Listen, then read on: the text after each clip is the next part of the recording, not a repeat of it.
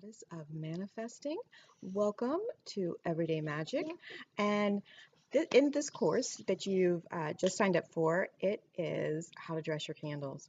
And so this is not a course to skip through and go to the areas that you think is best or that you want to know. This is a really, really short, very informative course series on how you can and should cleanse and dress your candles. So my recommendation to you is to simply go through the series of videos, all of which are less than 5 minutes long, and get a real feel of how to cleanse and how to dress your candles.